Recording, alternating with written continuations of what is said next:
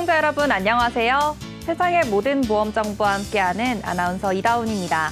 저희 프로그램에서는 보험을 준비하는 과정에서 생기는 작은 고민부터 과도한 보험료로 걱정하시는 분들이 한 분도 계시지 않을 때까지 보험에 관한 고민과 궁금증 함께 풀어보고 있습니다. 아울러 본 프로그램은 카카오TV와 네이버TV, 유튜브를 통해서 시청 가능하고요. 유튜브 검색창에 NBNTV 검색하시면 실시간 방송으로도 참여하실 수 있습니다. 아울러 본 방송은 정보 제공을 위한 방송이며 보험 서비스 및 상품 판매와 중개에는 관여하지 않는다는 점 유의하여 주시기 바랍니다. 그럼 이제 본격적으로 프로그램 시작해 볼 텐데요. 오늘은 네 분의 전문가 나와 계십니다. 전문가님 안녕하세요. 안녕하세요. 2,500만 대 자동차 보험의 전문가 권성준입니다. 안녕하세요. 요즘 시대에 필요한 보험 정보를 드리고 마음으로 다가가는 보험 전문가 김민정입니다. 안녕하세요. 신이 모든 곳에 함께할 수 없어 엄마를 보냈다고 합니다. 여러분들의 보험 마미가 되어드릴 보험 전문가 정선희입니다. 안녕하세요. 저는 이 방송에 출연할 때마다 같은 인사말로 인사를 드리는데요. 여전히 어렵고 난해한 보험이죠. 최대한 쉽게 설명드리려고 항상 노력하는 박재성입니다. 네, 네 분의 전문가님과 인사 나눠봤습니다. 이제 본격적으로 내용 시작해 볼 텐데요. 오늘 첫 번째로 칭찬받을 보험은 어떤 보험인지 화면으로 먼저 확인해 보겠습니다.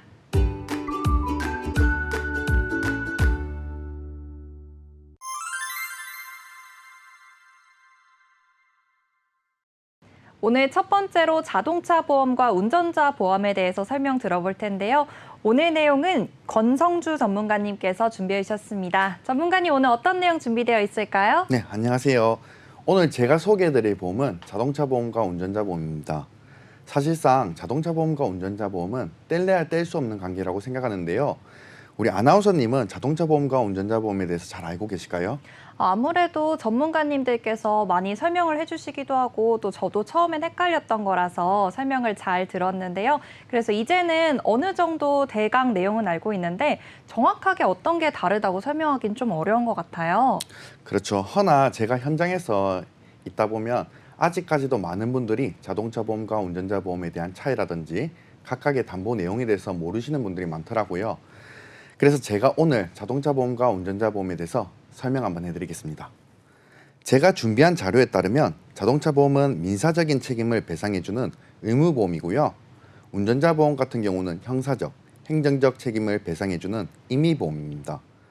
민사적인 사고냐 형사적인 사고냐에 따라 배상이 다르므로 둘 다 필수적으로 들고 가야 되는 담보라고 생각합니다. 먼저 운전자 보험을 준비할 때 무조건 챙겨야 되는 담보에 대해 설명드리겠습니다.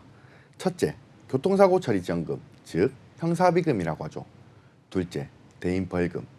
셋째, 대물 벌금. 넷째, 변호사 선임비입니다. 이 네 가지에 대한 담보는 운전자 보험에서 없어서는 안 될 그런 담보입니다. 혹시 아나운서님은 운전을 하시나요? 네, 저도 운전을 한 21살 때부터 해서 지금까지 연차로 한 8년 차 정도 운전을 하고 있습니다. 간혹 가다 보면 자동차 보험은 의무보험이기 때문에 들고 계시지만 운전자 보험 같은 경우는 필요 없다고 하시는 분들이 계신데요. 제 견해로는 이건 정말 위험한 생각이라고 생각합니다. 혹시 아나운서님은 12대 중과실에 대해서 알고 계실까요? 네, 12대 중과실 얘기는 많이 들어봤는데 뭐 신호 위반 이 정도만 알고 있고요. 정확하게 어떤 게 12대 중과실인지는 아직 저도 잘 모르고 있습니다. 그렇죠. 아나운서님뿐만 아니라 아직까지 많은 분들이 12대 중과실에 대해서 잘 모르시는 분들이 많더라고요. 제가 준비한 자료를 같이 한번 보시면서 설명을 해드리겠습니다. 물론 여기서 음주와 무면허는 제외하고 말씀드리겠습니다.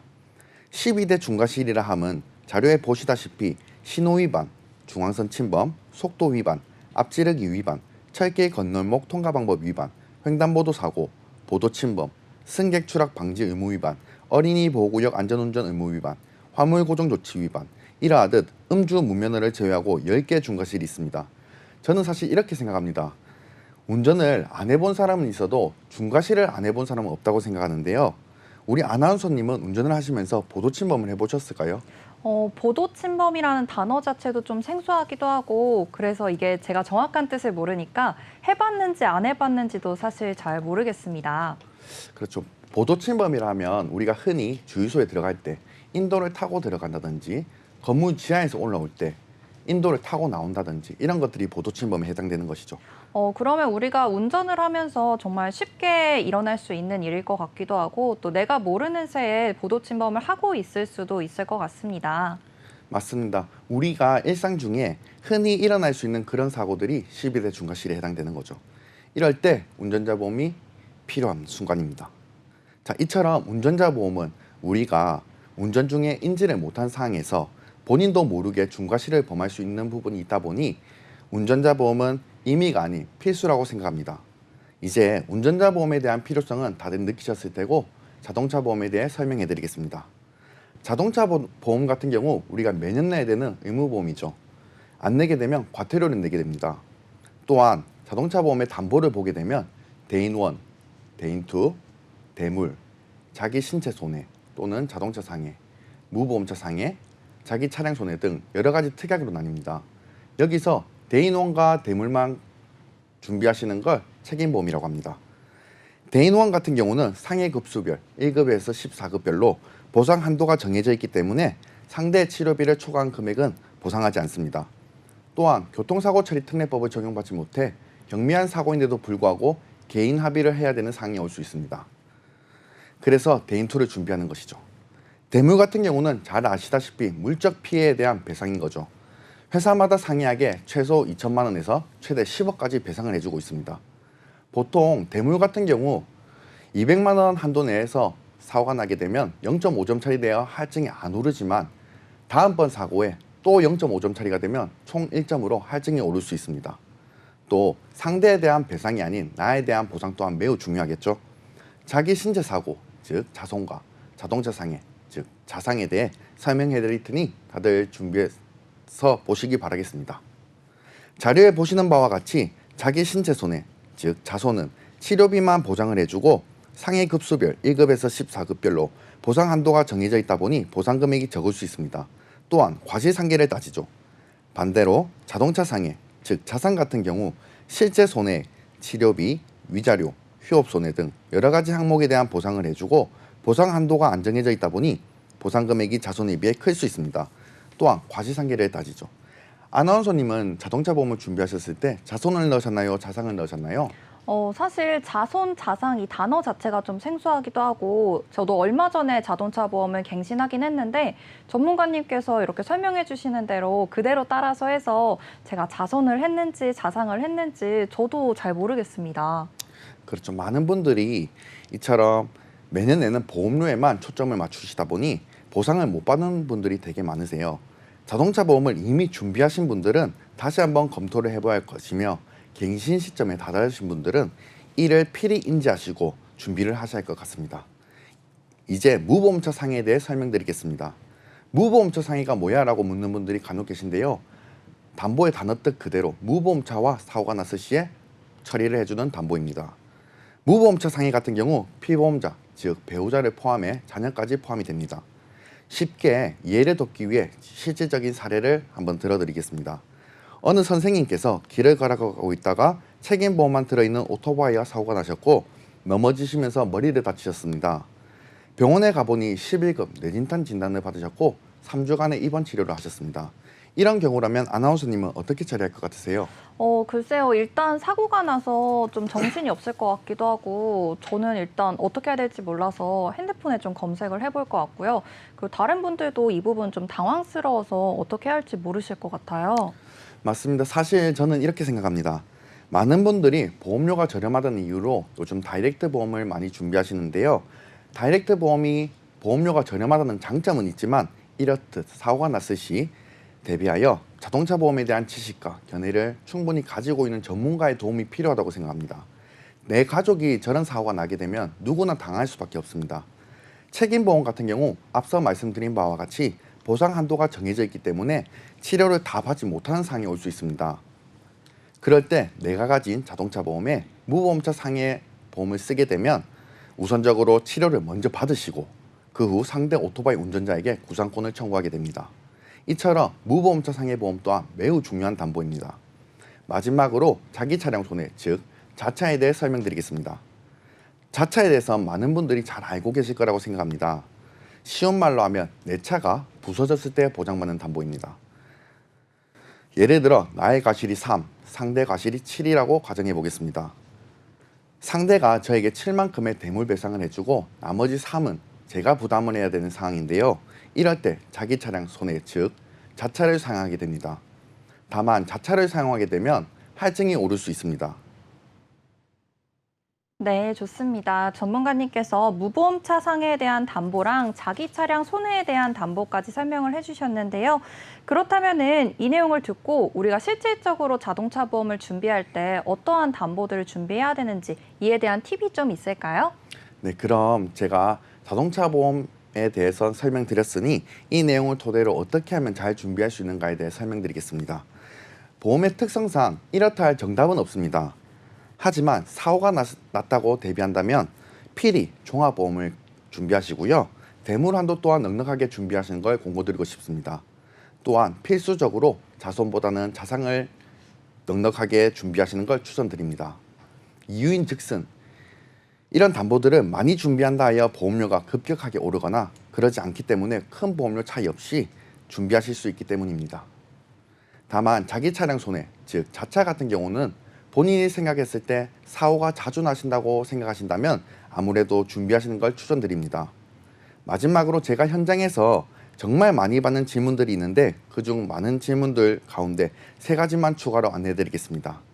첫 번째, 사고가 안 났는데 왜 보험료가 인상되나요? 라는 질문을 많이 듣습니다. 여기에 대한 답은 자동차 보험은 실비보험과 같다고 생각하시면 될 것 같으세요. 실비보험 또한 내가 병원에 가지 않더라도 인상이 되겠죠.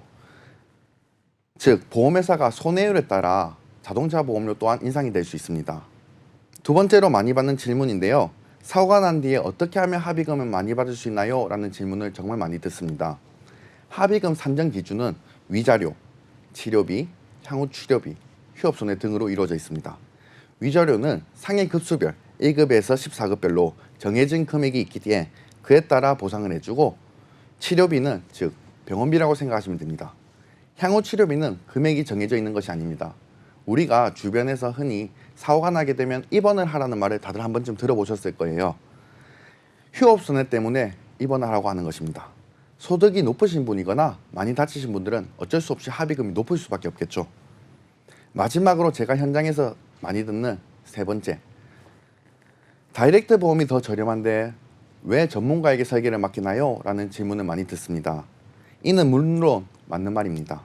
허나 많은 할인 특약들이 존재하고 많은 분들이 자동차 보험 또는 운전자 보험을 준비할 때 자세히 모르시다 보니 이에 많은 지식을 가진 전문가를 통해 혹시 모를 사고를 대비하여 필히 준비해야 되는 담보를 챙기고 또한 사고가 났을 시 즉각 대응을 해줄 수 있는 전문가를 둔다. 즉 그에 상하는 값을 치른다라고 생각하시면 될 것 같습니다. 자, 제가 오늘 내용 자동차 보험과 운전자 보험에 대해 설명드린 내용을 조금 정리해드리겠습니다. 첫 번째, 자동차 보험과 운전자 보험의 차이는 자동차 보험은 민사적인 책임을 배상해주는 의무보험이고 운전자 보험은 형사적, 행정적 책임을 배상해주는 임의보험이다. 두 번째, 운전자 보험을 준비할 때 무조건 챙겨야 되는 담보에 대해 설명드렸고요. 세 번째, 자동차 보험을 준비할 때 유념하셔야 하는 부분, 자손과 자상에 대해 설명드렸습니다. 오늘 제가 말씀드린 부분을 잘 인지하시고 자동차 보험과 운전자 보험을 준비하실 때 꼼꼼하게 잘 준비하셔서 피해보시는 일이 없으시길 바라겠습니다. 이상 2,500만 대 자동차 보험의 전문가 권성준이었습니다. 네, 권성준 전문가님께서 자동차 보험과 운전자 보험에 대해서 차이도 잘 알려주셨고요. 그리고 이에 대한 팁까지 모두 알려주셨으니까요. 오늘 많은 도움 되셨길 바랍니다. 그럼 이 내용은 여기서 마무리하도록 하고요. 다음으로 칭찬받을 보험은 무엇인지 화면으로 먼저 확인해 보겠습니다. 두 번째로 칭찬받을 보험은 간병비 보험과 간호간병 통합 서비스 보험인데요. 오늘 김민정 전문가님께서 내용 준비해 주셨습니다. 전문가님 오늘 어떤 내용일까요? 네, 아이부터 노인들까지 질병으로 아프거나 상해 사고로 다쳤을 때 입원할 확률이 되게 높은데요. 이 통계에 따르면 어린 아이들은 감기나 폐렴으로 일주일 정도 입원을 하고요. 그리고 노인분들은 무릎 수술이나 상해 사고인 이 골절 등으로 입원을 오래 하고 계시더라고요. 아나운서님, 혹시 이 부모님께서 혹시 입원을 하신다면 간병하실 수 있으실까요? 네, 만약에 네. 안 되신다면 어떤 분이 좀 간병해 주시길 원하실까요? 아무래도 하루 이틀 정도는 제가 간병을 해드릴 수 있을 것 같은데 그래도 일주일, 이주일 이렇게 가면은 사실 저도 현실적으로는 조금 어려울 것 같고요. 제가 어렵다면은 다른 가족들이 좀 맡아서 해주는 게 서로 마음이 편하지 않을까 생각합니다. 네, 제가 시청자분들께 여쭤보면 보통은 제일 먼저 배우자나 가족들, 지인들을 이야기하시는데요. 이 문제점은 간병하는 이 기간이 길거나 전문적인 수술로 재활을 병행하는 경우에는 전문 간병인이나 간호사가 간병해야 하는 경우도 있습니다. 아나운서님, 이 간병인의 비용이 하루에 어느 정도 든다고 생각하시나요? 제가 정확한 비용은 모르지만 그래도 한 하루에 10만 원 정도면 되지 않을까 예상이 됩니다. 네, 여기 이 통계청 자료인 이 도표를 보시면 이 간병 도우미로 현재 물가 지수가 매년 올라가고 있는 이 추세인데요. 몇 년 전보다는 간병인 비용이 많이 오르신 걸 볼 수 있습니다. 그 이유는 간병인을 제공해주는 업체에 따라서 차이가 날 수 있지만 보통은 같은 금액이 아니라 거동이 불편한 환자나 중환자, 몸집이 무거워서 움직이기 어려운 환자, 그리고 휴일이나 공휴일, 남자 환자 같은 경우는 일반 간병인 비용에 플러스 알파로 요금이 더 산정되기 때문에 금액이 다를 수밖에 없고요. 하루 금액이 12만 원에서 많게는 20만 원 이상도 간병인 비용이 든다고 보시면 되는데요. 그래서 이 간병인 비용을 보완할 수 있는 간호통합 서비스가 좀 많이 늘어났다고 보시면 됩니다. 여기 이 간병인 종류의 세 가지 비교표를 좀 보시게 되면 현재 보험회사에서 보장되는 간병인 보험의 종류에는 세 가지가 있는데요. 간병인을 직접 보내주는 간병인 지원 일당과 간병인을 이용 후에 현금으로 지급해주는 간병인 사용 일당, 그리고 병원 자체 내에서 간호간병 서비스가 있는 경우 간호간병 입원 일당이 있습니다. 이 간병인 지원 일당은 간병인을 직접 찾지 않아도 되고요. 간병인 비용과 상관없이 지원받을 수 있는 이 장점은 있지만 48시간 이내에 신청해야 하며 개인 간병인 사용하셨을 경우에는 입원 일당 보장 금액인 1에서 2만 원만 지급되면서 갱신형만 있는 게 단점이고요. 이 간병인 사용 일당은 정액 보장으로 현금으로 지급이 되는데요. 예를 들어서 일반 병원에서 일일 간병 비용이 7만 원 이상 사용하시면 15만 원이 지급이 되시고요. 7만 원 미만으로 사용하시면 7만 5천 원이 지급이 됩니다. 요양병원 보장이 따로 있고 회사마다 좀 다르지만 갱신형, 비갱신형이 있는데요. 또한 이 공동 간병인 사용 시에도 보장이 되고 타인이나 가족들이 간병에도 보장이 되고요. 대신 단점은 간병인을 직접 고용해야 하시며 추가 부담금이 있을 수가 있는데요. 예를 들어서 이 건강한 체격 이상의 남자분들이나 중증에 따라서 간병인 비용이 15만 원 이상이 될 수도 있기 때문입니다. 이 마지막으로 간호간병 통합 서비스는 간호사나 간호조무사와 같은 전문 인력이 24시간 상주하여서 환자에게 서비스를 좀 제공하는 부분인데요. 병원마다 병동 이용 금액은 다 다르지만 건강보험이 적용이 되면 일반 병실은 하루에 2, 3만 원, 상급 병실은 5만 원 내로 저렴한 비용으로 사용이 가능해서 사용자가 좀 많은 의료 시스템이라고 볼 수 있습니다.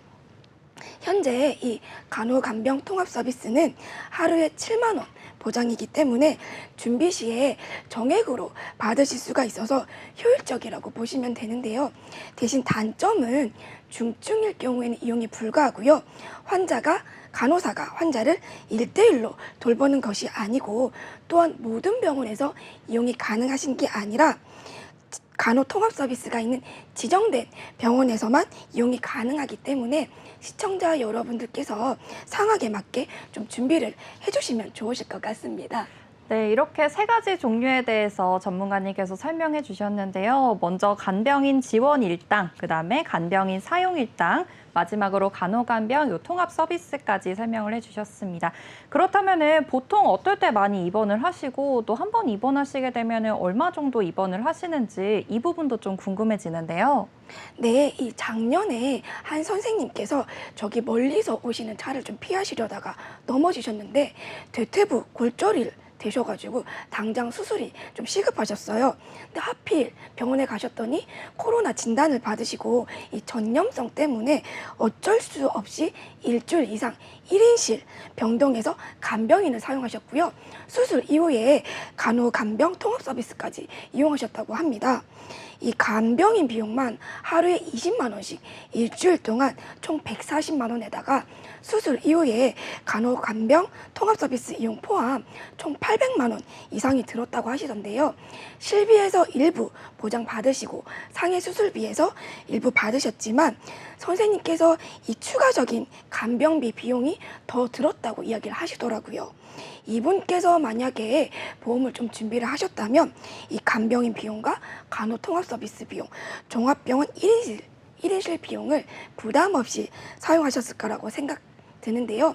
이 시청자분들이 가지고 계신 실비가 세대별로 조금 다 다르시겠지만 당분간 경제적인 일을 못하시는 비용까지 조금 보장될 수 있다고 생각이 듭니다. 또한 이 아이들은 감기나 폐렴으로 일주일씩 입원을 하고요. 교통이나 일반 상해나 골절들 같은 경우는 2주에서 3주, 그리고 특히 어르신들은 무릎 수술 후에 한 달 이상 입원하시는 경우가 많기 때문에 전문 간병인을 좀 많이 사용하시더라고요. 또 뇌질환 같은 경우는 최소 한 달에서 최대 6개월까지는 입원하시는 경우가 많기 때문에 간병인이 꼭 필요한 부분이라고 생각이 드는데요. 그리고 이 간병 비용이 조금 장기로 갈수록 최소 월 400에서 많게는 수백만 원에까지 이를 수도 있기 때문에 현재 우리 핵가족 사회인 우리 자녀가 아무리 조금 나누어서 부담한다고 해도 이러한 비용을 모두 부담하기 어렵다는 좀 사실을 인식하셔서 이 위험에 대비하셔서 간병인 보험을 준비하시는 게 합리적이라고 좀 볼 수 있습니다. 네, 간병 비용이 정말 생각보다 더 비싸다는 생각이 들었고요. 그리고 장기화된다면 정말 많이 부담스러워질 것 같은데 그렇다면은 이 간병인이 보장이 안 되는 경우도 있다고 하던데 이 부분 정말 아찔할 것 같아요. 어떤 경우가 보장이 안 되는 경우가 될까요? 네, 이 대표적으로 치료 목적이 아닌 입원은 보상이 안 된다고 생각하시면 되는데요. 예를 들어서 치매를 제외한 정신적인 기능 장애나 선천적 뇌질환, 그리고 심신상실, 성병, 알코올 중독, 습관성 약품, 그리고 환각제 복용으로 및 사용으로 인한 입원, 그리고 신체 검사, 예방 접종, 인공유산, 불임 시술, 제왕절개 수술, 피로 건퇴 및 성형 수술이나 치과 질환 같은 경우는 이 간병인 보험에서 보상하지 않는다고 보시면 됩니다. 네, 치료 목적이 아닌 경우에는 보상이 어렵다고 설명을 해주셨고요. 그렇다면은 나이대별로 어떻게 좀 간병보험을 준비하는 게 좋을까요? 네, 이 어린아이나 20대에서 40대까지는 비교적 보험료가 좀 저렴해서 체증형으로 그리고 비갱신형으로 준비를 해주시는 게 좋으실 것 같고요. 50대 이상 분들은 아무래도 금액을 좀 고려하셔서 갱신형이나 비갱신형으로 선택하셔가지고 하시는 게 좋으실 것 같습니다. 그리고 좀 준비를 하실 때 종합병원이나 상급병원 1인실 금액을 같이 준비해 주시는 게 좋으실 것 같은데요. 왜냐하면 예전에는 입원비 일당이 좀 비싸다 보니 이 종합보험에는 넣지를 않았습니다. 근데 이제는 비용이 많이 들어가는 간병인 비용이나 특히나 위중하거나 큰 수술 후 입원을 하시면 다인실보다는 1인실을 조용히 편하게 사용하시기를 원하시는 분들이 늘어나고 있기 때문에 종합병원이나 상급병원 1인실 사용 보장을 좀 새로 나왔기 때문에 저렴한 비용으로 같이 준비해 주시는 게 좋을 것 같습니다. 네, 방금 종합병원이나 상급병원 이 1인실 금액을 자칫 준비해 주시는 게 좋다고 말씀해 주셨어요. 그런데 저는 이 말을 들으면서 이게 어떤 거지 하고 좀 헷갈리더라고요. 그래서 이 부분 설명해 주시면 좋겠습니다. 아, 네. 이 말 그대로 상해나 질병으로 이 종합병원이나 상급병원에서 1인실을 첫날부터 사용하시면 30일 동안 가입 금액을 보장해주는 보험인데요. 그러면 이 1인실 보험은 왜 필요할까요? 이 실비보험에서 약관을 좀 살펴보시면 면역력이 약한 어린아이나 어르신분들은 전염성으로 인해서 1인실을 입원할 경우도 종종 발생이 드는데요. 실비에서도 이 입원 시에 보장을 해주긴 하지만 실손 의료비는 기준 병실 기준 50% 보장이며 최대 한도는 하루에 10만 원입니다. 이 병원마다 기준이 좀 틀리긴 하지만 1인실 평균이 30만 원이라고 가정했을 때 실비 보장이 좀 되더라도 최대 하루에 10만 원 보장으로 자기 부담금이 20만 원이라고 생기는데요. 하루에 20만 원이니 일주일만 입원하신다고 해도 내가 부담해야 하는 금액이 140만 원이나 되기 때문에 아무래도 부담이 될 수밖에 없는데요. 실제로 이 상급 1인실 비용 같은 경우는 보장 대비 손해율이 좀 높지가 않아서 나이 많으신 어르신들도 몇천 원 정도이기 때문에 같이 준비를 좀 해주시면 더 넓은 보장을 받으실 수 있습니다. 네, 저는 지금까지 실손에서 다 보장이 된다고 생각했었는데 오늘 전문가님 설명을 들어보니까 이 병실 비용은 50%밖에 보장이 안 된다고 제가 이해를 했습니다. 그렇다면 굉장히 비용이 또 부담금이 많아지는 것 같은데요. 그러면 보통 상급병원에서 입원을 좀 많이 하시는 편인지 이 부분도 궁금해요. 네, 이 22년도 이 통계 자료를 보시면 상급 병원에서는 입원한 일수가 6.3일로 나왔고요.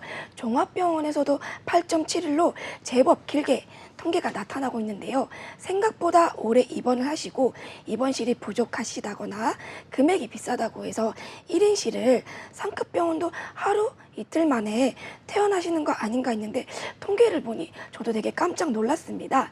그렇기 때문에 이 비싼 입원 일당보다는 간병인 보험과 1인실 종합 상급 병원 비용을 같이 준비해 주시는 게 좋을 것 같습니다. 그리고 이 1인실 상급 병원은 전국에 총 47개 병원으로 점점점 늘어나고 있는 추세이기 때문에 보장받으실 수 있는 혜택이 크다고 보고 있습니다. 네, 이렇게 종합병원 그리고 상급병원 1인실 사용 비용까지 알아봤습니다. 그럼 오늘 김민정 전문가님 오늘 참 많은 내용 알려주셨는데요. 오늘 내용 간단하게 요약 한번 부탁드리겠습니다. 네, 이 오늘 주제인 간병비 보험과 간호통합 서비스를 조금 정리해 보자면 간병비는 간병인을 48시간 이내에 지원받으시는 지원 일당과 간병인을 직접 사용하셔서 현금으로 보장받으시는 사용 일당, 그리고 지정된 병원에서 간호사에게 직접 간병 받으시는 이 간호통합 서비스가 있는데요. 제가 종합이나 상급 병원에서 입원했을 경우 비용적인 부분이나 다른 환자들과 불편함을 나눌 필요가 없이 간병인과 이 간호통합 서비스 또는 1인실 종합 상급 병원을 이용할 수 있는 이 보장으로 40대인 저는 비갱신형으로 최저형 보장을 조금 저렴한 상품으로 준비를 해두었는데요. 고객님들 네. 네, 시청자분 여러분들께서도 이 일당처럼 이 부족한 실손을 채워줄 수 있고 보험 준비 후에 바로 보장 되시기 때문에 시청자 여러분들께서도 적은 금액으로 상황에 맞게 보장을 좀 준비를 해주셔서 편하게 집중 치료를 부담 없이 할 수 있고 부적 같은 혜택을 좀 보셨으면 좋겠습니다. 이상으로 시청자 여러분들께 마음으로 다가가는 보험 전문가 김민정이었습니다. 네, 김민정 전문가님의 간호 그리고 간병비에 대해서 간호간병 통합 서비스에 대해서 설명 잘 들어봤습니다. 그러면 이 간병비 보험은 여기까지 알아보도록 하고요. 다음으로 칭찬받을 보험은 무엇인지 화면으로 먼저 확인해 보겠습니다.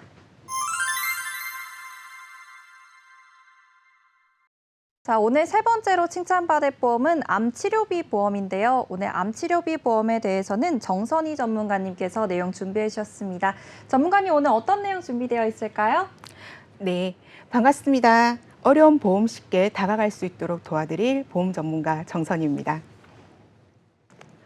혹시 아나운서님 주위에 암으로 투병 중인 가족이나 지인분들이 계실까요?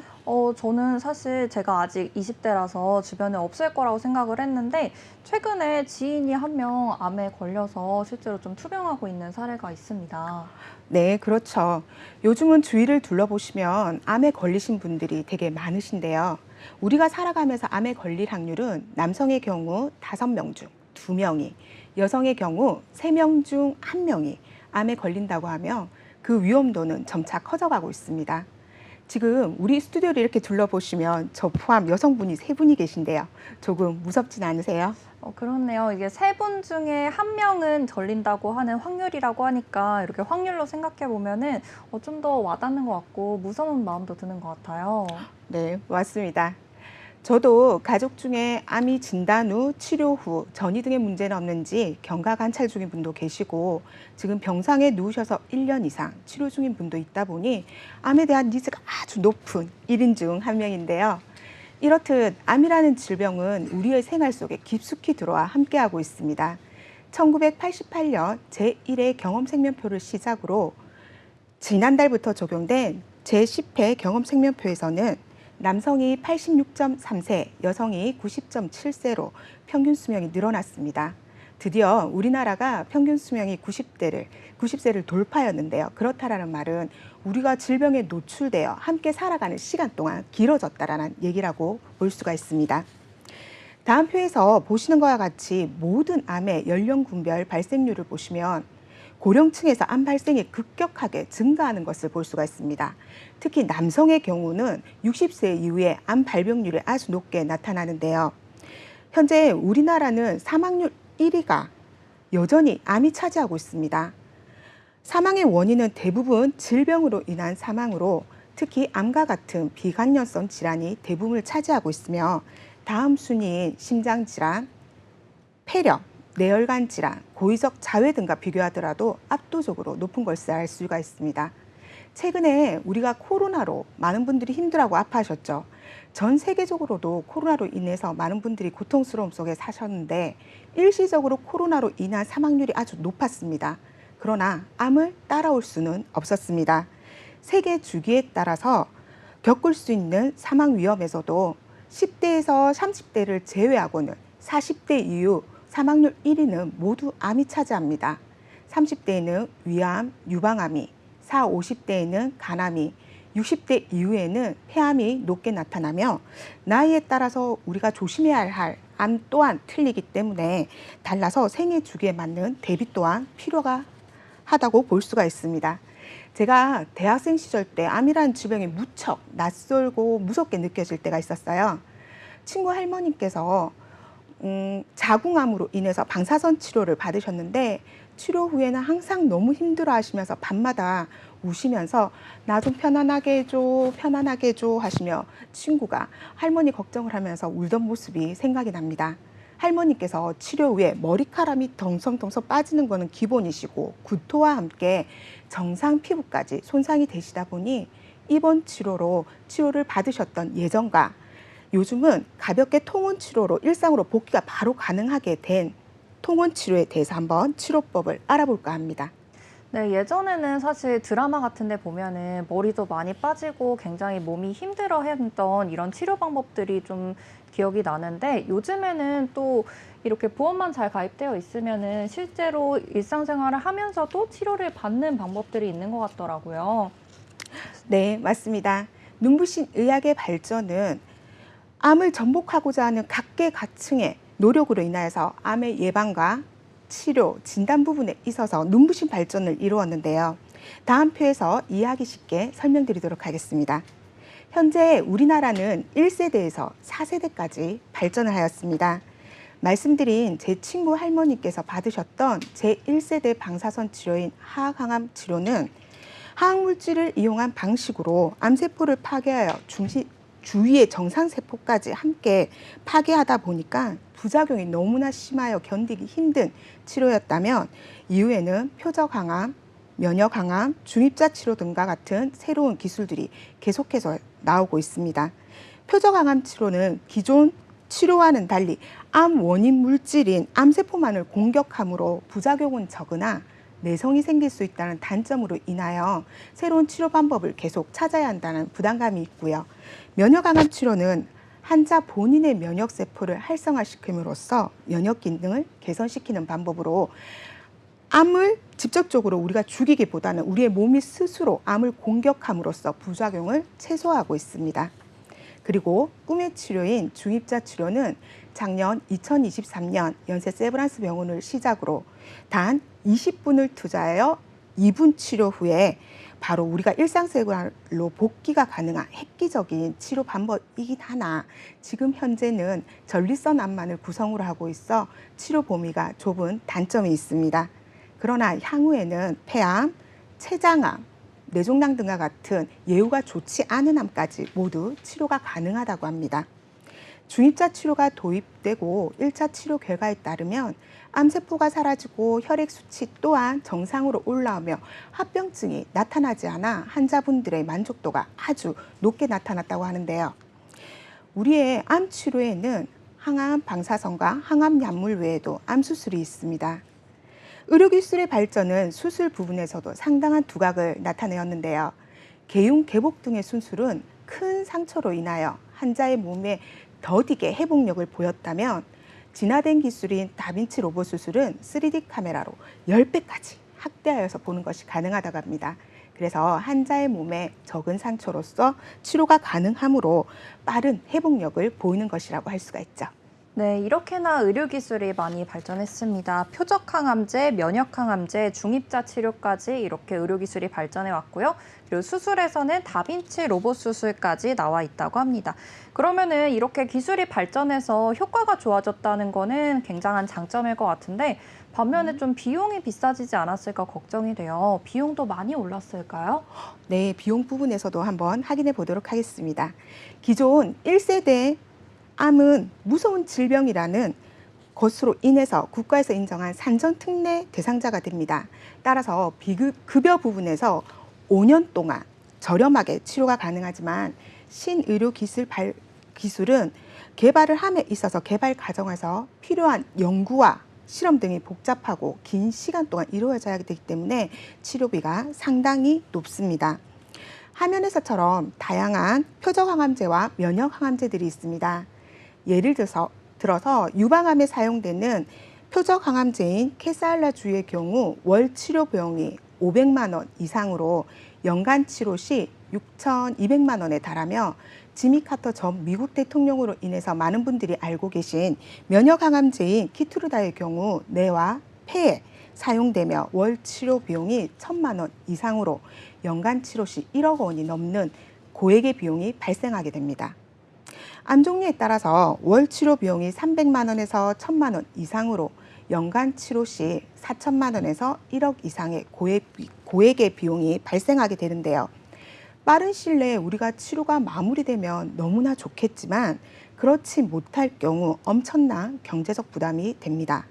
꿈의 치료인 중입자 치료는 현재 전립선 암만 가능하며 그 암의 위치와 크기에 따라서 약 1회에 400만에서 700만 원 이상의 비용이 발생하며 일주일에 3번 치료 후 12번 치료 만에 완치가 되었다고 하니 정말 꿈의 치료일 수밖에 없는데요. 그러나 치료 비용이 5천만 원에서 약 1억 이상이 발생한다고 합니다. 호전된 환자의 특성을 보시면 진단 1년 이내에 비급여 항암 치료를 받으시고 민간보험을 가지고 계신 분들로 결국 돈이 준비된 환자라는 것을 알 수가 있습니다. 암은 돈이 고치는 질병이라고 하죠. 그러나 보통의 우리 대부분의 환자들은 아무런 준비 없이 갑작스러운 큰 질병인 암으로 인하여 치료비만 생각할 수 있는 것이 아니라 그로 인한 실직, 휴직 등으로 내 가족의 생계까지 고려해야 하는 그런 부분 때문에 치료를 포기하는 경우가 발생한다고 합니다. 한 통계에 따르면 경제적 부담으로 86.5%의 환자가 비급여 항암 치료를 중단 또는 연기를 고민한다고 합니다. 비용에 상관없이 나는 꾸준히 계속 치료를 받겠다 하시는 환자분들은 고작 7%밖에 되지 않는다는 점에서 무척 마음이 아픕니다. 네, 암 치료가 정말 이제 효과적인 의료 기술들이 발전을 했지만 그만큼 비용이 비싸져서 비용적으로는 부담이 되는 분들이 많을 것 같습니다. 그럼 이럴 때 좀 보험을 준비를 해야 할 것 같은데요. 우리가 어떻게 보험을 준비해야지 좀 효율적으로 준비할 수 있을까요? 네, 준비 너무나 필요하죠. 준비가 되어져 있으면 너무나 좋을 것 같습니다. 그리고 치료를 받을 수 있는 권리 또한 누구나 다 가지고 계신다면 너무나 행복할 것 같은데요. 우리나라는 여전히 사망률 1위가 암입니다. 종전에 말씀드린 것과 같이 암의 기술은 날로 발전함에 있어서 생존율 또한 점점 증가하고 있는데요. 표에서 보시는 것처럼 93년도에서 95년 42.9%였던 5년 생존율은 2020년 71.5%로 28.5%나 올랐으며 그 수치는 앞으로 더욱더 증가할 것으로 보여집니다. 위암의 경우 5년 생존율이 78%이며 유방과 전립선암의 경우 90%가 넘고 갑상선의 경우는 100%로 치료에만 전념할 수 있는 준비가 되어져서 대비가 된다면 암은 더 이상 극복하지 못할 질병이 아닙니다. 따라서 암이 진단되고 치료를 시작하여 급여 치료에서 끝나지 않고 비급여 치료를 함께 병행하여야 한다면 우리는 얼마만큼의 준비를 해야 할까요? 직접적인 치료뿐만 아니라 암 전문센터로 입원 또는 통원, 간병인을 사용 시 간병비와 그로 인한 실직, 휴직 등으로 인한 직간접적인 비용 모두를 고려하셔야 할 텐데 그렇다면 50대 기준 2억 원의 진단비를 위하여 매월 30만 원 이상씩 보험료를 납입해야 한다면 이 또한 쉽지 않을 겁니다. 가정 경제에 큰 부담이 되실 텐데요. 그러한 부담을 덜어드리기 위하여 여러 다양한 치료 특약들로 구성해드리며 최근에 나온 암 주요 치료비로 급여 치료, 비급여 치료 상관하지 않고 모두 보상이 가능한 치료가 할 수 있는 보험이 준비되어져 있다면 우리 아나운서님과 시청자 여러분들 준비하지 않으시겠습니까? 네, 좋습니다. 암이라는 질병에 대해서 우리가 좀 미리미리 준비를 해두고 그리고 어떤 치료 방법이 있는지도 알아둔다면 많은 도움이 될 것 같은데요. 우리가 생각하는 것보다 이 비급여 부분의 치료가 상당히 좀 많은 것 같고 요 보장 범위도 넓은 것 같은데요. 그럼 우리가 요 준비를 하게 된다면 실제로 다 보장을 받을 수 있는 건가요? 네, 가능합니다. 개용술, 개복술, 다빈치 로봇 수술, 표적항암, 카티, 면역항암, 세기조절 방사선, 양성자 방사선, 중입자 치료, 그리고 말기암 호스피스 완화 치료 등 신의료기술에 대해서 모두 보장이 가능하시며 급여 부분, 비급여 부분에 상관없이 모두 보장이 가능하십니다. 정액으로 급여 치료 5만 원을 사용하셔서 치료비로 내셨던지 비급여 치료로 990만 원 이상의 되는 돈을 치료비로 내셨더라도 다 가능하시며 종합병원 이상 상급 종합병원에서도 치료 시 우리가 기존에 받으셨던 실손 의료비처럼 비례 보상되는 암 실손 보험이 준비되어져 있습니다. 이 보장은 역시 매년 1억씩 5년간 암 치료 비용으로 1,000만 원 단위로 비례 보상 가능합니다. 요즘은 암 치료 시 입원해서 치료하는 경우도 있으시지만 대부분의 분들이 항암이나 중입자 치료 등과 같은 통원 치료로 많이들 이루어지시는데요. 우리 시청자 여러분들께서 가지고 계신 실손 통원에서 1세대 실손부터 현 4세대 실손까지 보장되는 금액이 10만 원에서 최대 50만 원까지 보장이 가능하십니다. 그렇다면 중입자 치료의 경우 1회 치료 시 제가 말씀드린 것처럼 위치와 크기에 따라서 비용이 400만 원에서 약 700만 원이 사용이 된다고 합니다. 그러면 통원 치료 시 큰 부담이 되실 텐데요. 한 번으로 치료가 끝나지 않고 꾸준히 계속 치료가 이루어져야 한다면 암 치료비 보험이 암 실손의 보험이라고 생각하시고 어떠한 치료와 치료 비용 상관없이 매년 고정으로 1,000만 원에서 2,000만 원이 5년간 보장되는 정액형과 치료 비용이 1,000만 원 구간이시면 1,000만 원이 지급되시고 2,000만 원 구간이시면 2,000만 원이 지급되시며 5,000만 원 구간을 사용하셨으면 5,000만 원이 지급되며 최대 1억까지 사용하셨을 경우 1억 원이 지급되는 보험이라고 생각하시면 됩니다. 다만 발생 시점으로부터 우리가 5년 동안 보장이 되는 보험이시기 때문에 산정 특례와 함께 가지고 가신다고 생각하시고 원바람, 이차암, 전이암, 자녀암, 재발암 상관없이 모두 보장이 가능하십니다. 이제 암 치료하실 때 치료비에 대해서 전혀 걱정하지 마시고 암 주요 치료비로 마음껏 치료만큼은 고가의 치료도 내가 받을 수 있겠다 생각하시고 준비를 하실 수가 있으실 텐데요. 최대 5억 5천에서 6억까지 보장이 가능하십니다. 시청자 여러분, 보험은 있지만 보장은 가지고 계신가요? 바로 지금입니다. 보험 전문가와 함께 준비해 보십시오. 도와드리도록 하겠습니다. 어려운 보험 쉽게 다가갈 수 있도록 도와드릴 보험 전문가 정선이었습니다. 네, 정선희 전문가님의 오늘 암치료비 보험에 대해서 설명 잘 들어봤습니다. 오늘 마지막으로 박재성 전문가님께서 이 암보험에 대한 추가적인 내용을 설명해 주신다고 하셨는데요. 전문가님 오늘 어떤 내용 준비하셨나요? 네, 오늘 제가 이 암보험에 대해서 이제 전체적인 내용을 설명드리기에는 사실상 시간성 조금 부족한 점이 있어서 앞서서 정선희 전문가님께서 이제 말씀해 주셨던 암보험에 대해서 조금 이제 쉽게 한번 설명을 드려보고요. 그러고 나서 지금 조금 이슈화되고 있는 부분이 있습니다. 이 부분에 대해서 제가 오늘 시청자분들께 조금 정보를 드리려고 합니다.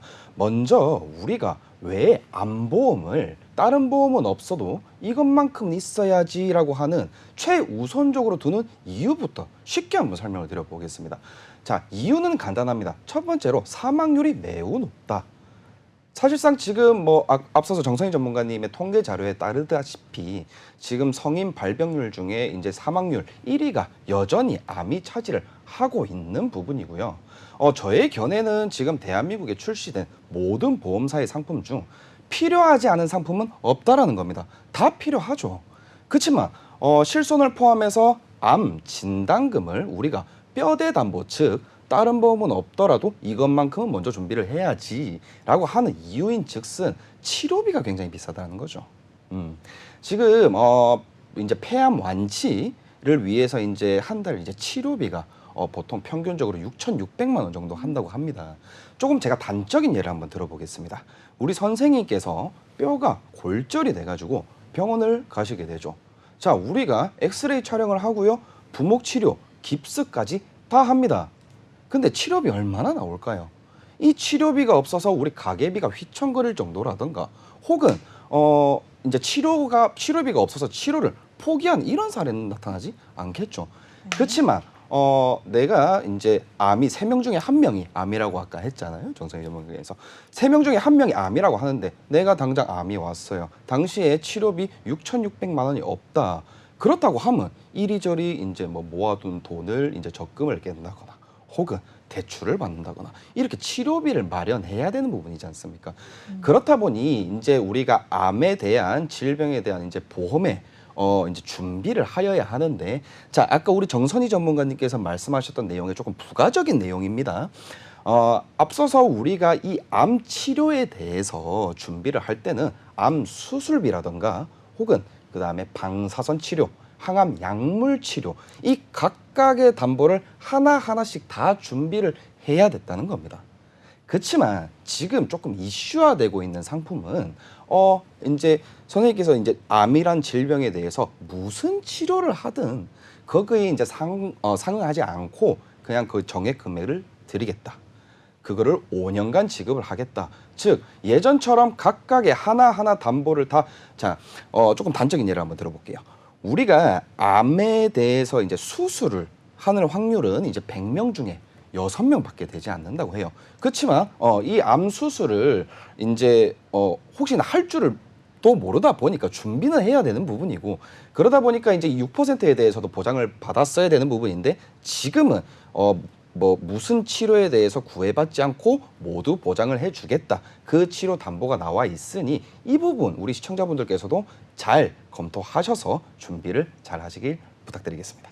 네, 박재성 전문가님의 이 팁까지 모두 설명을 들어봤습니다. 오늘 총 3가지 보험에 대해서 이야기 나눠봤는데요. 오늘 저희가 준비한 내용은 여기까지입니다.